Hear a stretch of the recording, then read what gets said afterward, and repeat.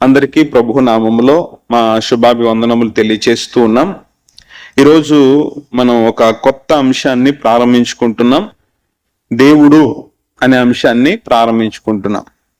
ప్రాముఖ్యంగా మనం ఆరాధిస్తున్నటువంటి దేవుడు, మనము సేవిస్తున్నటువంటి దేవుడు ఎటువంటి వాడు, ఆయన యొక్క ఉనికి ఎటువంటిది, ఆయన యొక్క స్వభావం ఎటువంటిది అనేది తెలుసుకోకుండా మనం సరిగ్గా దేవుణ్ణి ఆరాధన చేయలేం.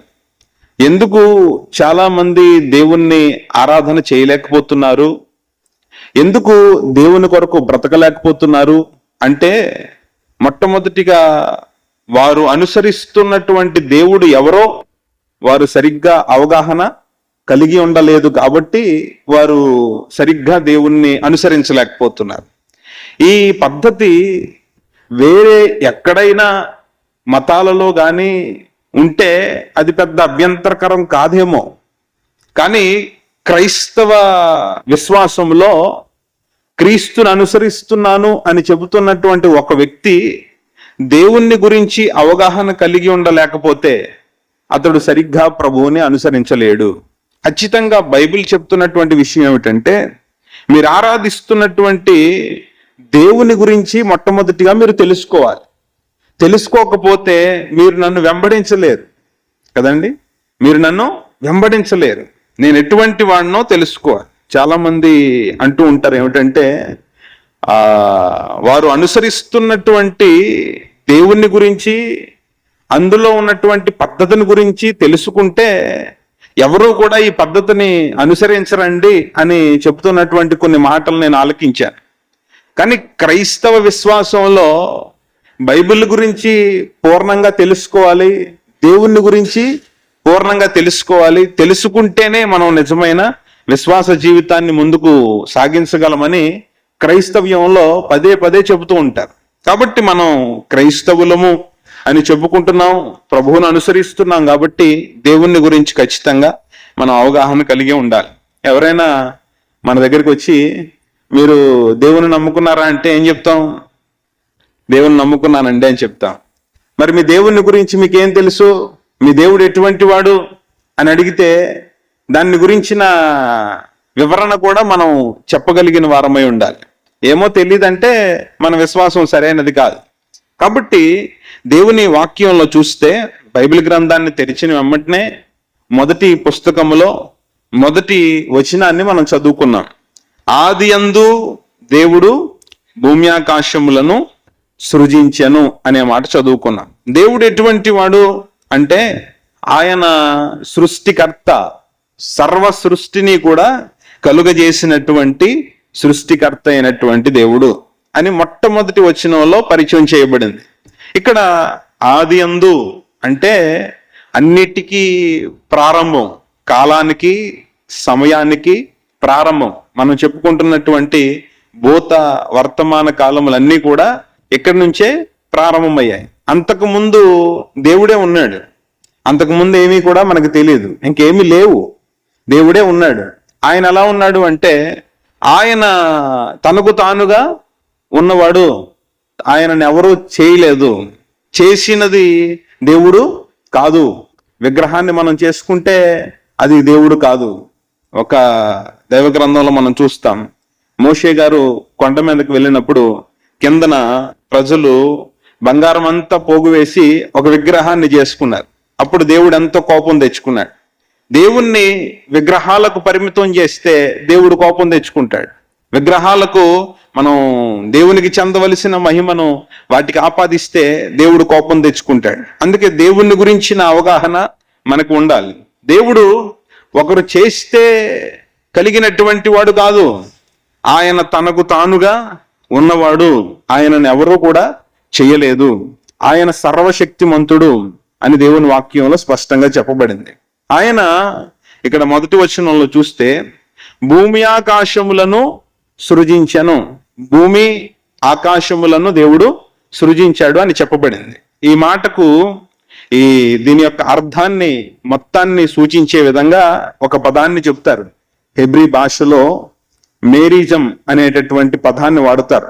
దాని అర్థం ఏమిటి అంటే, కేవలం భూమి ఆకాశం మాత్రమే కాదు కానీ కంటికి కనిపించనటువంటి నక్షత్రములు, గ్రహములు, శూన్యం, సర్వ సమస్తము కూడా దేవుడే కలుగజేశాడు అని దీని అర్థం. మొత్తం దేవుని యొక్క సృష్టి అంతటిని సూచించడానికి ఈ పదాన్ని వాడతారు. తర్వాత దేవుడు సృజించెను అనే పదం కనబడతా ఉంది కదా, ఆ పదం దగ్గర భార అనేటటువంటి పదాన్ని వాడారు. దీని అర్థం ఏమిటంటే శూన్యము నుండి సృష్టించడం. శూన్యము నుండి సృష్టించడం అంటే క్రియేషన్ అవుట్ ఆఫ్ నథింగ్ అన్నమాట. ఏమీ లేకుండా దేవుడు సృజించాడు. మనం ఏదన్నా చెయ్యాలి అంటే ఒక కుమ్మరి దగ్గరికి వెళ్ళి ఒక కొండను చేయండి అని అడిగాం అనుకోండి, అతనికి ఏం కావాలి? మట్టి కావాలి. మట్టిని ఇస్తే అతడు కొండను చేస్తాడు. అలాగే ఏ వస్తువు అయినా సరే మనకి తయారు చేయాలంటే ముడి సరుకు కావాలి. కానీ దేవుడు సృష్టిని ఎలా చేశాడని దైవ గ్రంథం చెప్తుందంటే ఏమీ లేకుండా, అసలు ఏమీ లేనప్పుడు తన మాట ద్వారా దేవుడు ఈ విశ్వాన్నంతటిని ఉనికిలోనికి తీసుకుని వచ్చాడు అనేటటువంటి విషయాలు ఈ దైవ గ్రంథంలో మొదటి పుస్తకంలో మొదటి వచనంలో చెప్పబడ్డాయి. చాలా మంది దేవుణ్ణి సరిగ్గా అనుసరించలేకపోవడానికి దేవుని గురించిన అవగాహన వారికి లేదని చెప్పుకున్నాం కదా.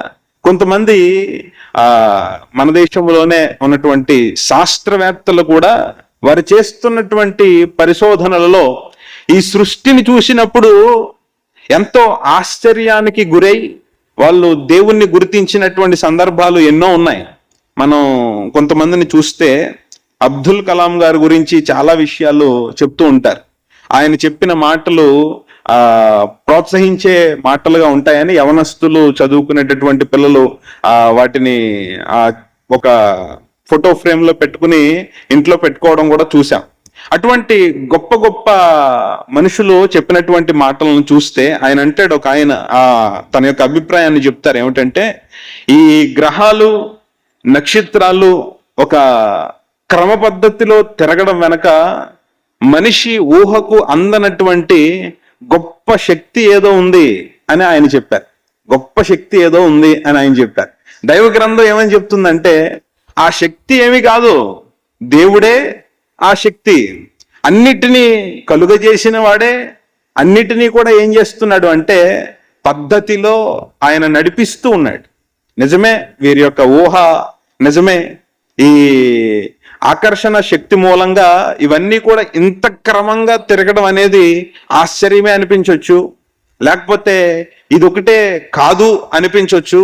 దాని వెనక దైవ గ్రంథం ఏమని చెప్తుందంటే దేవుని యొక్క నిర్వహణ ఉంది, దేవుని యొక్క నడిపింపు ఉంది. దేవుడే సర్వ సృష్టిని కూడా ఆయన ఒక పద్ధతిలో నడిపిస్తున్నాడని దైవ గ్రంథం చెప్తుంది. తర్వాత న్యూటన్ గారు కూడా ఆయనే స్వయంగా రాసినటువంటి పుస్తకంలో కూడా ఆయన రాశారు, సౌర కుటుంబంలో ఉన్నటువంటి గ్రహాలు, నక్షత్రాలు గురుత్వాకర్షణ శక్తి వల్ల మాత్రమే ఇవి తిరగడం లేదు, దేవుని యొక్క శక్తి వీటి వెనక ఉంది అని చెప్పి ఆయన కూడా తన యొక్క అభిప్రాయాన్ని ఆయన రాసినటువంటి కొన్ని పుస్తకాల్లో ఆయన వ్యక్తపరిచారు.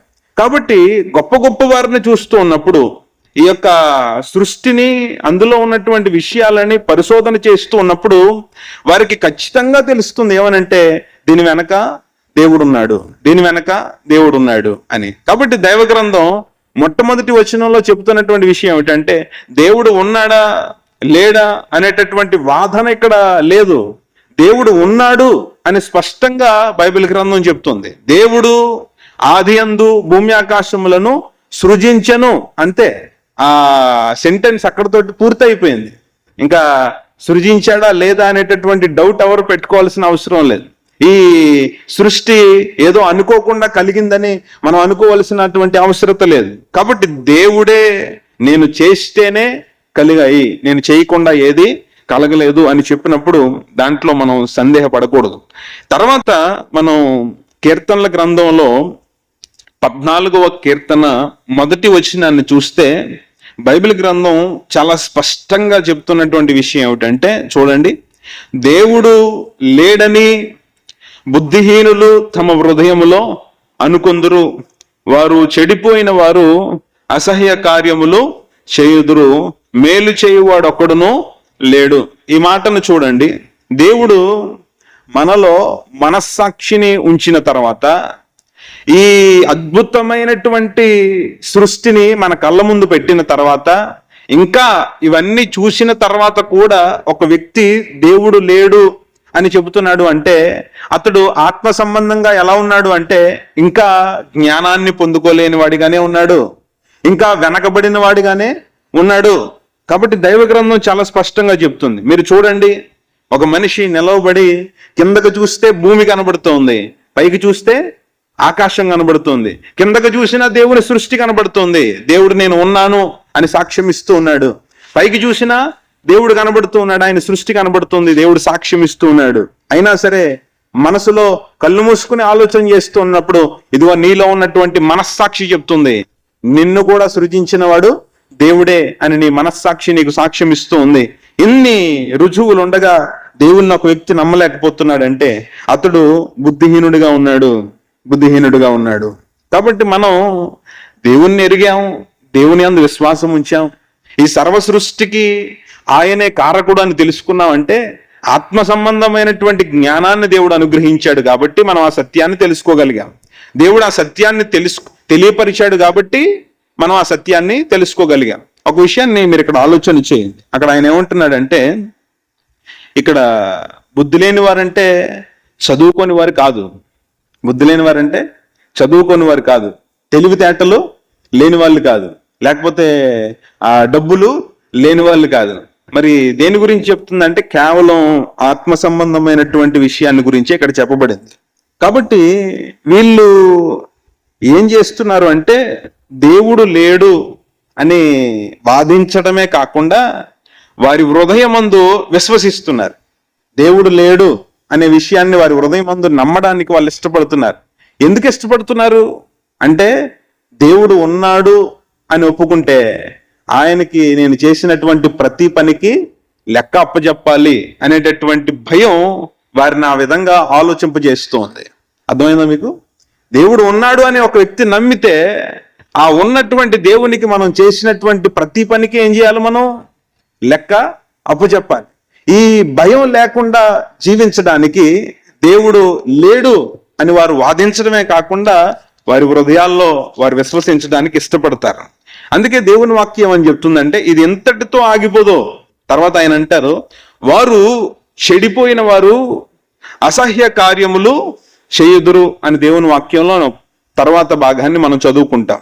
దేవుడు లేడు అనుకోవడం ఒక ఆలోచనతో ఆగిపోవడం లేదు, అది మనిషి యొక్క ప్రవర్తన అంతటిని కూడా దెబ్బతీస్తుంది అని దైవ గ్రంథం చెప్తుంది. ఒక వ్యక్తి జీవితంలో దేవుడు అనే నైతిక అధికారం, మోరల్ అథారిటీ లేకపోతే మనం చేసేటటువంటి మంచి చెడులను ఆయన చెప్పడానికి వీలు పడదు. దేవుడు అనేవాడు లేడు అని అతడు కొనసాగిపోతా ఉంటే వారిని ఎవరు కూడా హెచ్చరించే వారు ఎవరు ఉండరు. దేవుడు లేడు, నా ఇష్టం, నేను ఎలా కావాలితే అలా బ్రతుకుతానని వెళ్ళిపోతాడు. అదే ఒక వ్యక్తి దేవుడు ఉన్నాడు, ఆయన నన్ను సృజించాడు, ఈ సర్వ సృష్టిని సృజించాడు అని విశ్వసిస్తే ఏది మంచిది, ఏది రైటు, ఏది రాంగ్ అనేది దేవుడు ఆ వ్యక్తికి చెబుతూ ఉంటాడు. కాబట్టి ఇక్కడ ఇష్టానుసారమైనటువంటి జీవితాలు ఎక్కడ కనబడతాయంటే దేవుడు లేడు అనేటటువంటి వ్యక్తుల్లో కనబడతాయి. ఎవరైతే నాస్తికులుగా ఉంటారో వారు తమ ఇష్టం వచ్చినట్లుగా వారికి ఏమనిపిస్తే ఆ విధంగా జీవించడానికి ముందుకు వెళతారు. కానీ దేవుడు ఉన్నాడు అనేటటువంటి వ్యక్తులు ఎవరైతే ఉన్నారో వాళ్ళకి తమ ఇష్టం అనేది ఉండదు. తమ ఇష్టాన్ని కూడా దేనితో వాళ్ళు పోల్చుకుని చూస్తారంటే, ఒక క్రైస్తవుడు అయితే దైవ గ్రంథాన్ని పట్టుకుంటాడు, మోకాళ్ళు వేస్తాడు, ప్రార్థన చేస్తాడు, ఇదిగో ప్రభువా ఇది నా ఇష్టం, ఇది సరి అయితే ఇది నేను చేస్తాను, లేదంటే నేను ఇది చేయను అని చెప్పి కొంతకాలం నిరీక్షించి తర్వాత దేవుని యొక్క ఆమోదాన్ని తెలుసుకుని తర్వాత ఆ పనిలో అతడు ముందుకు వెళ్ళడం మనం చూస్తాం. అదే దేవుడు లేకపోతే ప్రార్థన అనేది లేదు, నిరీక్షించడం అనేది లేదు. కాబట్టి తొందరగా ఒక నిర్ణయాన్ని తీసుకుంటాడు, తనకు ఏది నచ్చితే అది చేసుకుంటూ ముందుకు వెళ్ళిపోతూ ఉంటాడు. కాబట్టి దేవుడు లేనటువంటి జీవితంలో ఇటువంటి లోక సంబంధమైనటువంటి విషయాలు వచ్చేస్తాయి, స్వార్థముతో కూడినటువంటి జీవితాలు వచ్చేస్తాయి, అసహ్యకరమైనటువంటి పనుల వైపు వాళ్ళు మొగ్గు చూపుతారు అని దైవ గ్రంథంలో చాలా స్పష్టంగా చెప్పబడింది. తర్వాత మేలు చేయువాడు ఒకడును లేడు అని దైవగ్రంథం నుంచి. మనుషులందరి యొక్క నైతిక స్థితి ఈ మాటలో చెప్పబడింది. మనుషులందరూ ఎలా ఉన్నారు అంటే మేలు చేసేవారిగా లేరు, మనుషులందరూ కూడా ఉపకారం చేసే వాళ్ళుగా లేరు, అపకారం చేసే వాళ్ళుగానే ఉన్నారు, కీడు చేసే వాళ్ళుగానే ఉన్నారు, కృతజ్ఞత లేని వారిగానే ఉన్నారు.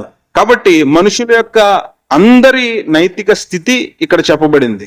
దేవుని యొక్క పరిశుద్ధమైనటువంటి ప్రమాణాలతో మనం చూసుకుంటే, ఆయన యొక్క స్టాండర్డ్స్ తో మనం పోల్చుకుంటే, ప్రతి ఒక్కరూ కూడా, ప్రతి మనుషుడు కూడా ఏదో ఒక విషయంలో తప్పిపోయిన వాడే ఉంటాడు.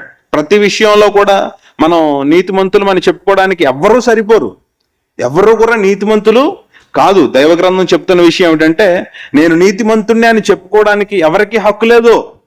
అందరూ కూడా ఏదో ఒక విషయంలో తప్పిపోయినటువంటి వారే, అందరూ కూడా అపరాధులే, అందరూ కూడా భక్తిహీనులే.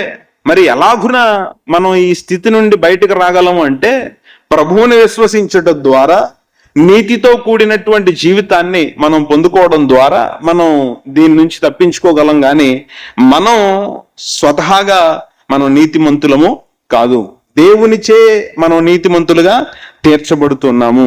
ఆయన యొక్క ప్రమాణాలతో పోల్చుకుంటే, ఆయన యొక్క వాక్యాన్ని మనం ముందు పెట్టుకుని మనల్ని మనం పరిశీలన చేసుకుంటూ ఉంటే ఏదో ఒక లోపం మనకు కనబడుతూ ఉంటుంది. ఎప్పుడూ కూడా ప్రతిదినము కూడా మనల్ని మనం సరిచేసుకోవలసిన వారమై ఉంటాం. కాబట్టి నేను పరిపూర్ణుణ్ణి, నేను నాలో లోపం ఏది లేదు అని అనుకోవడానికి లేదు. దేవుని సన్నిధిలోనికి ప్రతి వ్యక్తి వెళ్ళాలి, మోకాళ్ళు వెయ్యాలి, తన యొక్క నిజస్థితిని తెలుసుకోవాలి, క్షమాపణ పొందాలి, తను తాను సరి చేసుకోవాలి, నిజమైన భక్తి జీవితాన్ని, యథార్థతతో కూడినటువంటి జీవితాన్ని ముందుకు కొనసాగించాలి. తర్వాత రోమీలకు రాసిన పత్రిక 2వ అధ్యాయము చూడండి. 2వ అధ్యాయం పౌలు మహాభక్తుడు చెప్పినటువంటి కొన్ని ప్రాముఖ్యమైన విషయాలు ఇక్కడ వ్రాయబడ్డాయి. రోమీలకు రాసిన పత్రిక 2వ అధ్యాయము 13, 14, 15 వచనాలు. ధర్మశాస్త్రము లేని అన్ని జనులు స్వాభావికముగా ధర్మశాస్త్ర సంబంధమైన క్రియలను చేసిన ఎడల వారు ధర్మశాస్త్రము లేని వారైనను తమకు తామే ధర్మశాస్త్రమైనట్టున్నారు. 15వ వచనం. అట్టి వారి మనస్సాక్షి కూడా సాక్ష్యం ఇచ్చుచుండగను, వారి తలంపులు ఒకదాని మీద ఒకటి తప్పు మోపుచు లేక తప్పు లేదని చెప్పుచుండగను, ధర్మశాస్త్రము తమ హృదయముల యందు వ్రాయబడినట్టు చూపుచున్నారు. ఇక్కడ చూడండి, మనం చాలా మంది ప్రశ్నించడం చూస్తూ ఉంటాం. ఇప్పుడు ప్రభువుని నమ్ముకుంటేనే పరలోక రాజ్యానికి వెళ్తారు, ప్రభువు నమ్ముకుంటేనే వారు రక్షింపబడతారు, నమ్ముకోకపోతే నరకానికి వెళ్ళిపోతారని చెప్తున్నారు కదండి. ఇంకా కొన్ని దేశాలు వెనకబడి ఉన్నాయి, ప్రభువుని ఎరగకుండా ఉన్నాయి. ఇప్పుడు తెలుసుకున్నా సరే గతంలో తెలుసుకోకుండా కొన్ని దేశాల్లో సువార్త వినబడకుండానే గతించిపోయిన వాళ్ళు ఉన్నారు కదా. మరి వారి సంగతి ఏమిటి? వారికి ఏ విధంగా మీరు సమాధానం చెప్తారు? వారికి సువార్త వినబడలేదు, క్రైస్తవ్యం అంటే ఏంటో తెలీదు, అటువంటి మనుషుల విషయంలో మీరు ఏం చెప్తారు అని అంటే, ఇదిగో దైవ గ్రంథంలో ఇక్కడ అపోస్తులుడైనటువంటి పౌలు అద్భుతమైనటువంటి సమాధానం చెప్తున్నాడు. ఏమంటే, ఇందాక మనం మొదట్లో చెప్పుకున్నట్లుగా దేవుడు మనలో, మనిషి పుట్టగానే పుట్టుకతోనే మనకు మనస్సాక్షిని ఇచ్చాడు. మనలో మనస్సాక్షి ఉంది. ఈ మనస్సాక్షి ఏం చేస్తూ ఉంటుందంటే, మనం మంచి చేస్తే, సరైనది చేస్తే ఇది మనతో మాట్లాడుతుంది. ఏమంటే, నువ్వు చేసింది సరైనది, మంచిది, ఓకే అని నీకు ఆమోదాన్ని ఇస్తుంది. ఒకవేళ మనం తప్పు చేస్తే ఈ మనస్సాక్షి మనతో చెప్తుంది, నువ్వు చేసింది తప్పు, ఇది సరికాదు అని మన మీద నింద ఈ మనస్సాక్షి వేస్తుంది. ఎవరికి తెలిసినా ఎవరికి తెలియకపోయినా మనం తప్పు చేసినప్పుడు మనలో ఉన్నటువంటి మనస్సాక్షి మనల్ని ఏం చేస్తుందంటే మన మీద నింద మోపుతుంది, తప్పు చెబుతుంది. అయినా సరే మనం ఆ మాటను లెక్క చేయకుండా ఇష్టానుసారంగా బ్రతికితే దేవునికి మనం లెక్క చెప్పుకోవాల్సినటువంటి పరిస్థితిలోనికి వెళ్ళిపోతాం. ఒక విషయాన్ని మీరు ఆలోచన చేస్తే, ఒక అన్యుడు ఉన్నాడు, ఆ వ్యక్తి జీవితంలో దేవుణ్ణి అతడు తెలుసుకోలేదు, సువార్త అతనికి వినబడలేదు, బైబిల్ గ్రంథం అంటే ఏమిటో తెలీదు. కానీ అతడు ఎల్లప్పుడూ తన జీవితంలో తన మనస్సాక్షికి లోబడి పెద్దలను గౌరవించాడు, తల్లిదండ్రులను ప్రేమించాడు, మంచి చేశాడు. అబద్ధములు చెప్పలేదు, అన్యాయం చేయలేదు, ఎవరిది దోచుకోలేదు, యథార్థంగా బ్రతికాడు.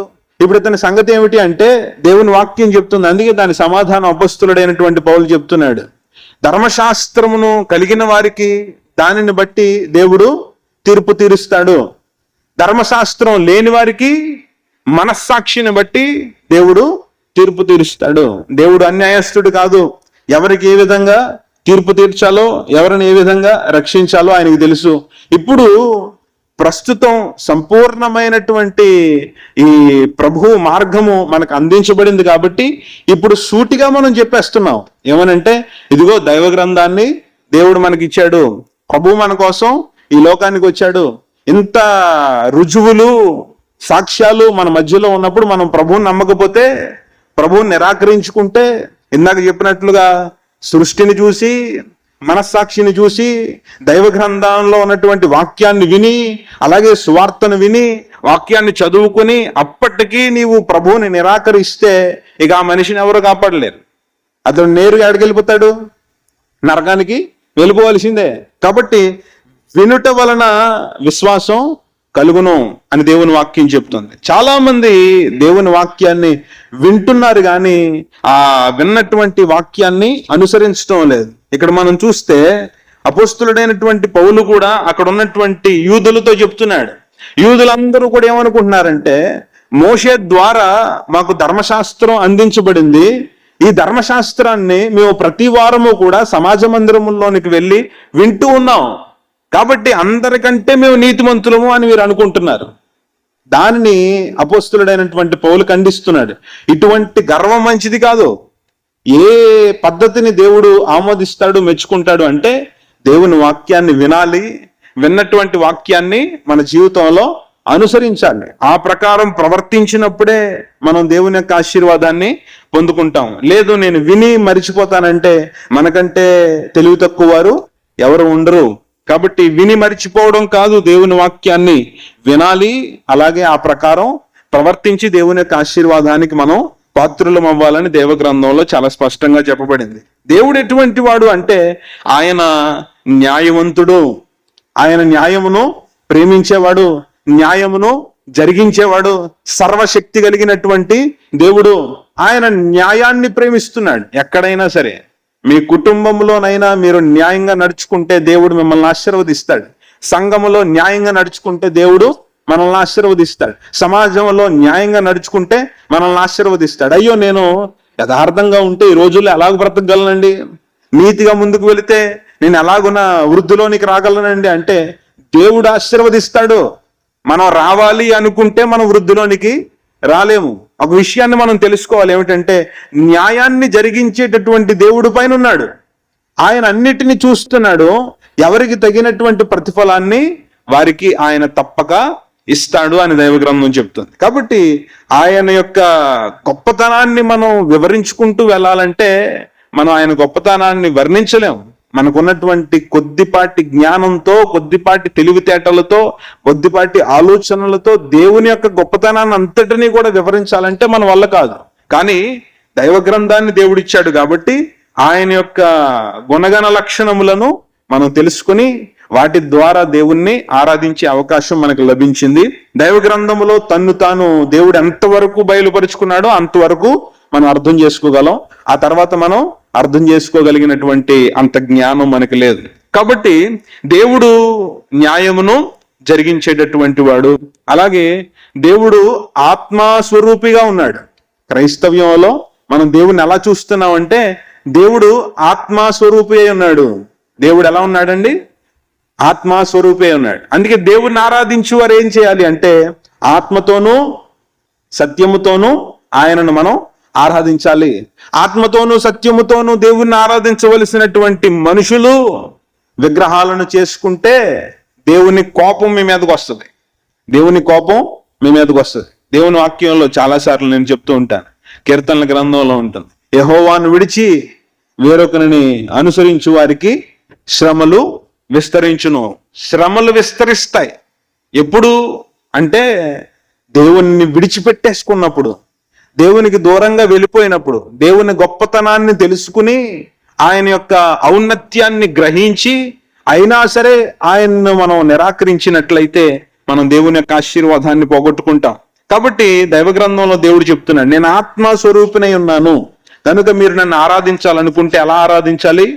ఒక విగ్రహాన్ని చేసుకోవాల్సినటువంటి అవసరత మీకు లేదు, లేకపోతే వేరే వేరే విధంగా మీరు ఆరాధించాల్సినటువంటి అవసరత లేదు.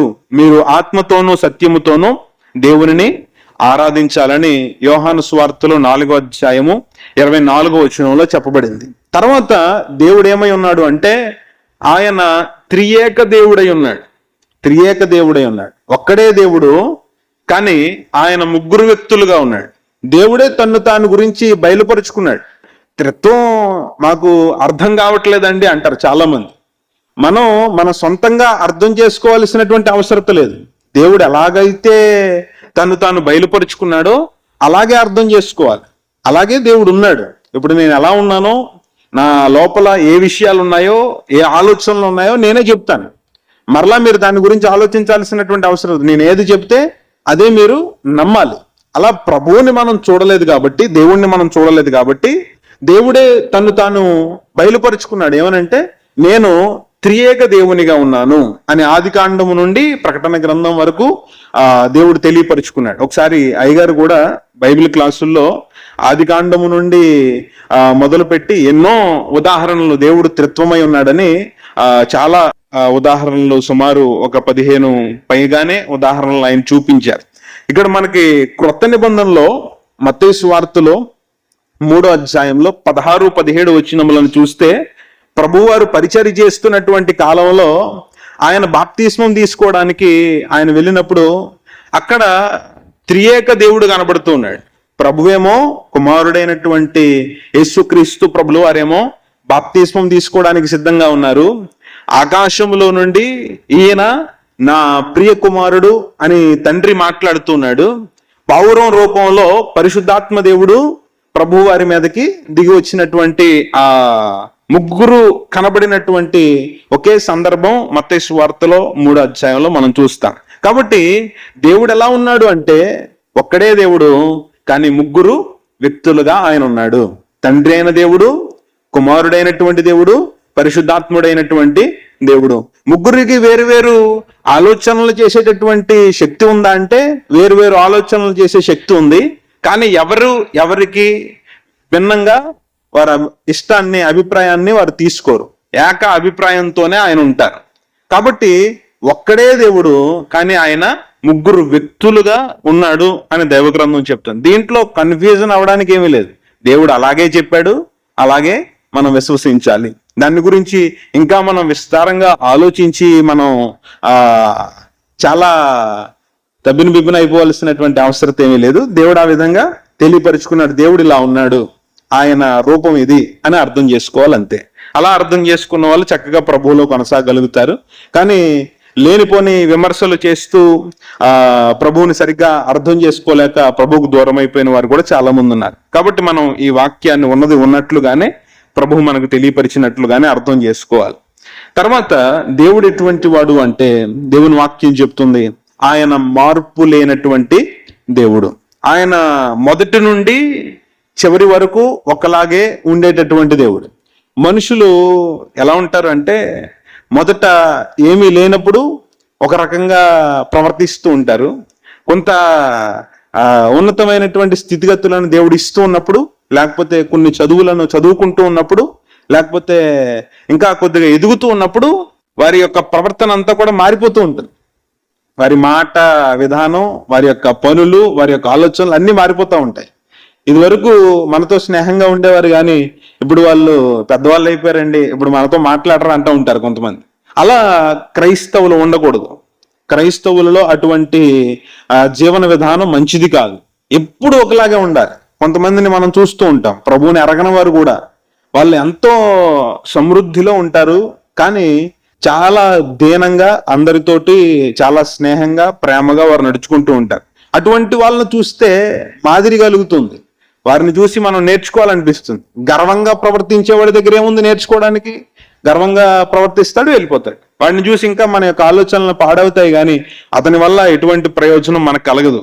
కాబట్టి దేవుని వాక్యం ఏం చెప్తుందంటే మనం ఆరాధించేటటువంటి దేవుడు ఎలా ఉన్నాడు అంటే మార్పు లేనటువంటి దేవుడు. దేవుడు కొంతమందిని పరీక్షిస్తూ ఉంటాడు, హెచ్చిస్తాడు. ఆయన ఇతడు ఎలా ఉంటాడు, ఏం చేస్తాడు అని గొప్ప గొప్ప అవకాశాలు ఇస్తాడు. కొంతమంది ఏం చేస్తారంటే ఆ స్థానంలో నిలబడలేక లోక సంబంధమైనటువంటి లక్షణాలను, అసూయ, స్వార్థం, కోపం, ఇటువంటి లక్షణాలను వారి యొక్క జీవితాల్లో వ్యక్తపరుస్తూ దేవుని యొక్క ఆశీర్వాదాన్ని కోల్పోయి మరలా ఉన్నతమైనటువంటి స్థితి నుండి పడిపోయిన వారి లోకంలో చాలా మంది ఉన్నారు. అందుకే దేవుని వాక్యం ఏం చెప్తుందంటే, తను తాను తగ్గించుకున్నవాడు ఏమవుతాడు అంటే హెచ్చింపబడతాడు, తను తాను హెచ్చించుకున్నవాడు తగ్గింపబడతాడు. ఆటోమేటిక్గా అతడు ఏమైపోతాడంటే పడిపోతాడు. గర్వము నాశనమునకు నడిపిస్తుంది. దైవ గ్రంథంలో చాలా స్పష్టంగా ఈ మాటలు చెప్పబడ్డాయి. కాబట్టి దేవుణ్ణి మనం చూడాలి. మలాకి గ్రంథంలో మనం చూస్తాం. అయ్యగారు గడిచిన ఆదివారంలో చెప్పారు ఈ మాటను, మనందరి చేత కూడా చెప్పించారు. మలాకి గ్రంథము 3వ అధ్యాయము 6వ వచనంలో, యెహోవానైన నేను మార్పు లేని వాడను గనుక యాకోబు సంతతి వారైన మీరు లయము కాలేదు. దేవుడు ఏమని చెప్తున్నాడంటే, యెహోవానైన నేను మార్పు లేని వాడను. ఆయన మార్పు లేని వాడు. కాబట్టి మనం కూడా ఎలా ఉండాలి అంటే మార్పు లేని వారిగా ఉండాలి. అలాగే దేవుని వాక్యంలో దేవుడు ఏమని చెప్తున్నాడంటే, ఆయన సర్వవ్యాపి అయినటువంటి దేవుడు. సర్వవ్యాపి అయినటువంటి దేవుడు. అన్ని చోట్ల ఆయన ఉన్నాడు. ఆయన లేనటువంటి స్థలం అనేది లేదు. ఎక్కడైనా సరే ఆయన ఉన్నాడు. మనం మోకరించి ప్రార్థన చేస్తే మన ప్రార్థన ఆయన ఆలకిస్తాడు. ఈ విశ్వాసానికి మనం కొన్నిసార్లు ఈ మాటలో కొంతమంది కన్ఫ్యూజ్ గురవుతారు. ఏమనంటే ఆయన సర్వవ్యాపి అని మనం నమ్ముతాం. కానీ కొంతమంది దేవుణ్ణి ఎలా నమ్ముతారంటే సర్వాంతర్యామి అని నమ్ముతారు. సర్వాంతర్యామి అని నమ్ముతారు. సర్వాంతర్యామి అంటే అన్నిటిలోనూ ఉన్నవాడు. సర్వవ్యాపి అంటే అన్ని చోట్ల ఉన్నవాడు. కొంతమంది చెప్తా ఉంటారు శ్లోకములు, ఇందుగలడు అందులేడని సందేహం ఎందుకు, ఎందెందు వెతికినా అందందే గలడు అంటారు. అంటే ఏమిటంటే, నేను ఈ టేబుల్లో దేవుణ్ణి వెతికినా దేవుడు ఈ టేబుల్ నుంచి బయటకు వచ్చేస్తాడు. ఈ మైక్లో నేను దేవుణ్ణి వెతికినా దేవుడు ఈ మైక్లో నుంచి నాతో మాట్లాడేస్తాడు అనుకుంటారు. కానీ దేవుడు తన గురించి ఆ విధంగా చెప్పలేదు. మనం ఆ విధంగా నమ్మడం లేదు ప్రభువుని. ఎలా నమ్ముతున్నాం అంటే దేవుడు సర్వాంతర్యామి కాదు, అన్నిటిలోనూ ఉన్నవాడు కాదు. అందుకే మనం దేన్ని కూడా విగ్రహాన్ని మనం చేసుకోం. సర్వాంతర్యామి కాదు మనం ఆరాధిస్తున్నటువంటి దేవుడు. ఆయన సర్వవ్యాపి అయినటువంటి దేవుడు, అన్ని చోట్ల ఉన్నటువంటి వాడు. కాబట్టి ఎక్కడైనా సరే మనం దేవునికి ప్రార్థన చేయొచ్చు. ఎక్కడైనా సరే మనం పాటలతో దేవుణ్ణి కీర్తించవచ్చు. మనం మోకరించి ప్రార్థన చేస్తే 2-3 ఉన్న చోట నేను ఉంటాను అని దేవుని వాక్యంలో వ్రాయబడి ఉంది. అంటే ఆయన సర్వవ్యాపి అయినటువంటి దేవుడే గాని ఆయన అన్నిటిలోనూ ఉన్నవాడు కాదు. అన్నిటినీ దేవునిగా మనం చూడకూడదు, అన్నిటికీ ఆరాధన చేయకూడదు. ఆరాధన దేవునికి మాత్రమే చేయాలి. ఆయన్ని మాత్రమే మనం ఆత్మతోనూ సత్యముతోనూ మనం సేవించాలి. దావీదు కీర్తనల గ్రంథములో 139వ కీర్తనలో 7వ వచనం నుండి 12వ వచనం వరకు మీరు చదివినట్లయితే అక్కడ చాలా చక్కటి మాటలు రాయబడ్డాయి. నీ ఆత్మ యొద్ద నుండి నేనెక్కడికి పోవుదును, నీ సన్నిధి యొద్ద నుండి నేనెక్కడికి పారిపోవుదును.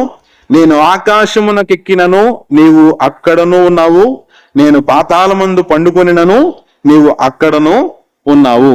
దైవ గ్రంథంలో దావీదు మహాభక్తుడు చెప్తున్నాడు, ఎక్కడకు వెళ్ళినా అన్ని చోట్ల కూడా ప్రభువు నాతో కూడానే ఉన్నాడు. ఆయన నన్ను విడిచిపెట్టడం లేదు, ఆయన నన్ను కాపాడుతూ ఉన్నాడు. ఆయనకు కనపడకుండా వెళ్ళిపోదామంటే అది నా వల్ల అయ్యేటటువంటి పని కాదు. నేను ఎక్కడికి వెళ్ళినా సరే, ఆకాశమునకు ఎక్కినా అక్కడ దేవుడు ఉంటాడు, పాతాళమునకు దిగినా అక్కడ కూడా దేవుడు ఉంటాడు. కాబట్టి నేను దేవునికి నేను మరుగు చేసుకోలేను, ఆయనకు తెలియకుండా ఆలోచించలేను, ఆయనకు తెలియకుండా ఏ పని చేయలేను. నా జీవితం అంతటిలోనూ దేవుడు ఉన్నాడు, దేవుడు సర్వవ్యాపి అని భక్తుడైనటువంటి దావీదు కూడా చెప్పడం మనం చూసాం. కాబట్టి ఈ రోజు మనం నేర్చుకున్నటువంటి విషయాలు ఏమిటి అంటే, దేవుడు ఏమై ఉన్నాడు అంటే దేవుడు సృష్టికర్త అయి ఉన్నాడు. దేవుడు ఏమై ఉన్నాడు? సర్వశక్తిమంతుడై ఉన్నాడు. దేవుడు ఏమై ఉన్నాడు? ఆత్మస్వరూపే ఉన్నాడు. దేవుడు ఏమై ఉన్నాడు? త్రియేక దేవుడై ఉన్నాడు. దేవుడు ఏమై ఉన్నాడు? మార్పు లేని వాడై ఉన్నాడు. దేవుడు ఏమై ఉన్నాడు అంటే సర్వవ్యాపి అయి ఉన్నాడు అని మనం ఈరోజు మనం నేర్చుకున్నాం. కాబట్టి మనం ఆరాధిస్తున్నటువంటి దేవుణ్ణి గురించిన అవగాహన మనం కలిగి ఉన్నట్లయితే ఇంకా లోతైనటువంటి చక్కటి ఆరాధన దేవునికి చేయగలుగుతాం, దేవుణ్ణి సేవించగలుగుతాం. వ్యర్థమైన వాటి వెంబడి వెళ్ళవలసినటువంటి అవసరత, మనం వాటిలో పడిపోయేటటువంటి దుస్థితి మన జీవితంలో ఎప్పుడు మనకు కలగదు. కాబట్టి ప్రభువుని ఇంకా పూర్ణంగా తెలుసుకుందాం, ఆత్మతోనూ సత్యముతోనూ పూర్ణ హృదయముతోనూ ప్రభువుని ఆరాధించుకుందాం. అట్టి ఆశీర్వాదమును దేవుడు మనందరికీ అనుగ్రహించును గాక. ఆమేన్.